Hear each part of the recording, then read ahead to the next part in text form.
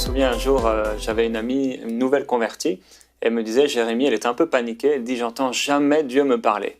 Et moi, j'étais convaincu que Dieu lui parlait, mais qu'en fait, peut-être, elle ne l'écoutait pas. Et quelques temps plus tard, je l'ai vue à nouveau, elle était toute contente de pouvoir me dire, maintenant, j'entends Dieu me parler, il me parle tout le temps, il me parle tout le temps. Alors, on va voir ensemble, effectivement, comment on peut entendre la voix de Dieu. Personnellement, à ce que je sache, j'ai jamais entendu la voix audible de Dieu, mais je l'ai souvent entendu, ou en tout cas plusieurs fois, entendu si fortement que c'était comme si quelqu'un me parlait à l'oreille.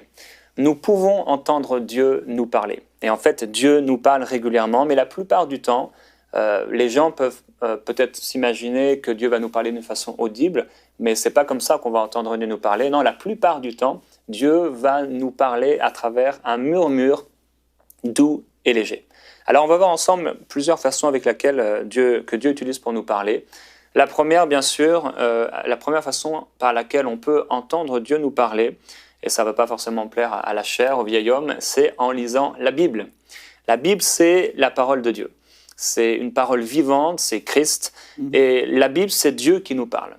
Mais cette lettre, elle est un peu spéciale, puisque lorsque nous la lisons, donc avec nos yeux, avec notre attention, notre intelligence, il faut qu'elle passe par notre cœur pour être bien entendue et surtout bien comprise.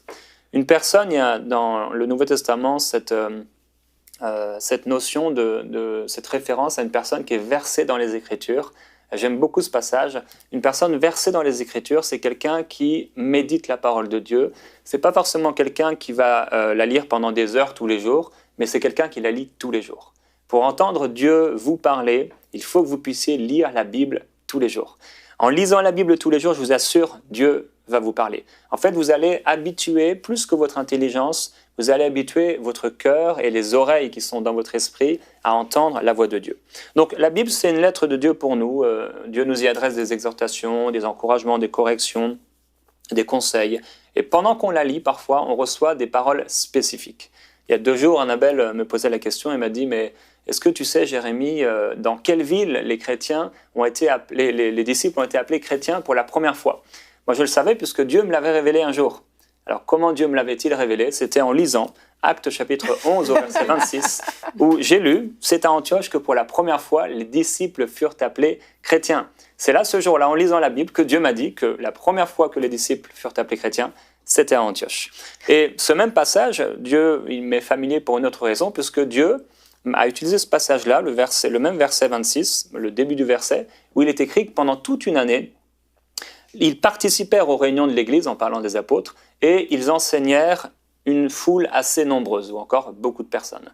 En fait, un jour, je lisais ce passage-là, et j'avais prévu d'entrer je sentais qu'il y avait une nouvelle saison dans ma vie. J'avais à cœur de faire une école biblique, et je m'étais dit, bon ben voilà, l'année prochaine, en 2004, je vais faire une école biblique. Et je lisais la parole de Dieu en cherchant la pensée de Dieu pour ma vie de tous les jours. Et je suis tombé sur Actes chapitre 11 au verset 26. Pendant que je lisais, pendant toute une année, ils participèrent aux réunions de l'Église et ils enseignèrent beaucoup de personnes. Je sus instantanément que c'était pour moi. Dieu était en train de me parler.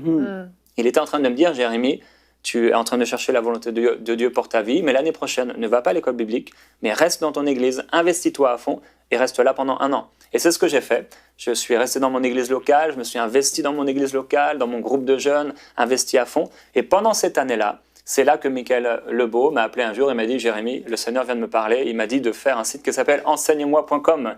Si j'avais été à l'école biblique, je ne serais certainement pas là aujourd'hui, je n'aurais pas eu toutes ces 15 dernières années à servir aux côtés de Michael Lebeau dans la vision d'Enseigne-moi, de MCI TV maintenant, mais parce que simplement un jour j'ai lu la Bible, Dieu m'a parlé. Alors Dieu vous parlera à travers votre méditation personnelle et vous allez recevoir parfois, en lisant sa parole générale, des paroles plus spécifiques. Deuxième façon avec laquelle Dieu nous parle, bien sûr, c'est il faut prier. En priant, on va exercer nos oreilles spirituelles à sa voix et en lui parlant, en fait, on ouvre la discussion. Quand vous parlez à Dieu, vous allez ouvrir la discussion et vous allez recevoir des pensées particulières, parfois des mots, parfois des images, et Dieu va vous parler. Alors certaines personnes aiment faire silence dans les églises. Je sais que j'étais dans une église un jour, j'ai été surpris de voir qu'il y avait des grosses pancartes dans la maison de Dieu, faites silence. Moi, quand je prie, c'est vrai que je ne suis pas quelqu'un qui va, pendant 10 minutes, essayer d'écouter la voix de Dieu. Je prie, mais je sais aussi que Dieu va me parler. Je ne suis pas là en train de faire des temps de silence, mais Dieu peut me parler n'importe quand. Donc je prie, je suis dans une habitude, une vie de prière, une communion avec lui. Et Dieu sait qu'il peut me parler quand il le veut. Donc souvent, il ne va pas me parler pendant que je prie, mais il va me parler 1 heure après, 2 heures après, dans la journée. Il sait que j'aime sa parole. Mais si vous n'aimez pas la parole écrite de Dieu, comment vous allez vous attendre à ce que Dieu vous parle en dehors de sa parole écrite? Alors, troisièmement, il faut écouter des gens parler de Dieu. Ça peut être un prédicateur, un pasteur, vous pouvez recevoir un don spirituel ou au cours d'une simple discussion. Gédéon, par exemple, un jour, Dieu lui a parlé dans un rêve, mais il avait encore besoin d'un signe, entre guillemets, une confirmation. Et il est arrivé auprès du camp de ses ennemis et il a entendu 2 hommes, un parler à l'autre d'un rêve qu'il venait de faire et de dire « mais ça, tu parles de Gédéon ». Et en fait, ça a été pour lui une confirmation. Dieu peut parler même à travers quelqu'un qui ne connaît pas Dieu.